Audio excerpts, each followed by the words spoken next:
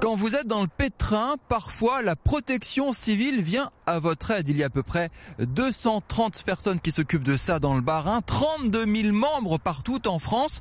Bonjour Jean-Daniel Schell. Bonjour. La protection civile recherche des réservistes, c'est ça votre actualité? Vous avez besoin de bénévoles qui peuvent gonfler vos troupes? Oui, tout à fait. Parce que nous avons constaté régulièrement sur un certain nombre d'actions que comme nous avons un fonctionnement uniquement sur le bénévolat, vous avez un certain nombre de gens qui ont des contraintes professionnelles, qui doivent travailler, qui n'ont pas forcément le temps d'intervenir tout le temps. Et nous faisons appel donc à cette réserve départementale dont le but est d'épauler nos secouristes lors de coups durs. Je parlais de 230 personnes dans le Bas-Rhin avec des chiens, des maîtres chiens.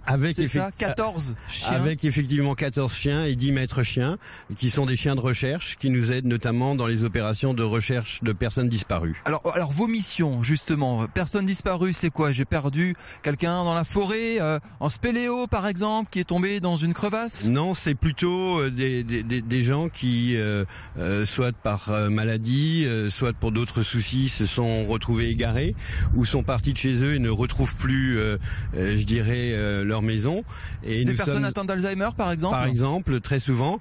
Et nous sommes appelés par la gendarmerie ou la police nationale en renfort pour les aider dans les recherches. Vous occupez de quoi? De concerts également, d'activités en plein air? Alors nous nous occupons, nos tâches classiques, c'est la formation au secourisme, les postes de secours, la sécurisation de concerts, de manifestations tout public, là où il y a de grandes quantités de personnes et où il peut y avoir des risques de blessures ou d'accidents. Vous sortez tous les jours ces camions qu'on voit ici à Strasbourg? Alors on ne sort pas tous les jours, mais par exemple nous sortons tous les week-ends puisque nous assurons également des gardes au profit du SAMU.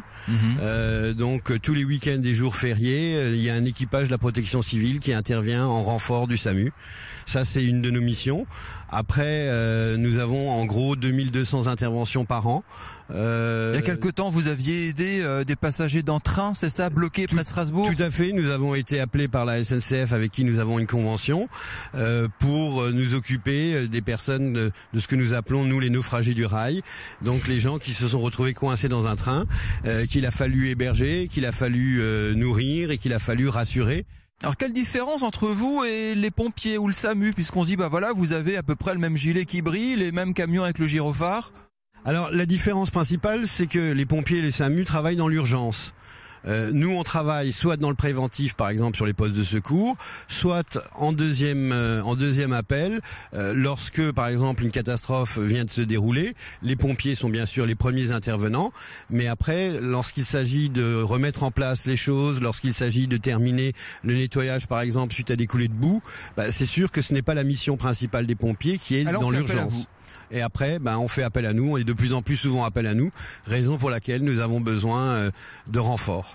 Alors tu es beau, grand, fort, brun, yeux bleus, musclé, c'est le type idéal qu'il vous faut? Pas forcément, puisque... C'est quoi le profil de monsieur protection civile? Monsieur et madame. Monsieur et madame, parce que je crois que ça me paraît important également. Ce que nous recherchons au niveau des réservistes, c'est monsieur et madame tout le monde. Ce sont des gens qui ont des compétences que nous n'avons pas forcément. Par exemple, je prends un exemple, des cuisiniers. Ce sont des gens qui, à la limite, professionnellement, ont des qualités, des compétences que nous n'avons pas forcément, puisque nous avons essentiellement un vivier de secouristes. Nous recherchons également des traducteurs, notamment en langue plus ou moins rare. Anglais, allemand, c'est bon, on a ce qu'il faut, mais une fois que ça commence à devenir de l'espagnol, du portugais, du polonais, du russe, etc., c'est sûr que c'est beaucoup moins évident d'avoir ça, et Dieu sait que ça peut être important lorsque vous êtes face à des gens qui ont subi soit un traumatisme, soit un certain nombre de soucis, de pouvoir les rassurer dans leur langue, de pouvoir leur expliquer qu'est-ce qui va se passer. C'est quelque chose d'indispensable, et c'est ce type de profil que nous recherchons. Faut savoir faire un massage cardiaque? Pour la réserve départementale, il n'y a pas besoin d'avoir de base, sachant que nous allons au fur et à mesure former les gens. Le but du jeu, c'est de pouvoir intervenir de manière sécurisée, c'est-à-dire que ils ne mettent pas leur vie ou leur corps en danger lorsqu'ils interviennent, donc leur rappeler un certain nombre de règles de sécurité, sachant que lors de missions, ils seront toujours encadrés par des bénévoles expérimentés et formés. Ça, c'est la première chose. La deuxième chose, c'est que nous avons besoin de compétences auxquelles on ne pense pas forcément. Des électriciens, nous avons besoin de gens qui, par exemple, ont des permis poids lourds, transport en commun. Et pour ça, pour ces missions-là, il n'y a pas besoin de savoir faire du secourisme. Combien de personnes vous recherchez en ce moment? Alors à terme, notre objectif, c'est d'atteindre environ 300 personnes sur le Bas-Rhin, sachant que pour l'instant, nous avons déjà une 60aine de personnes qui se sont manifestées, ce qui est donc un bon début. Merci beaucoup Jean-Daniel Schell de nous avoir expliqué tout ça. Le site internet s'affiche en bas de votre écran.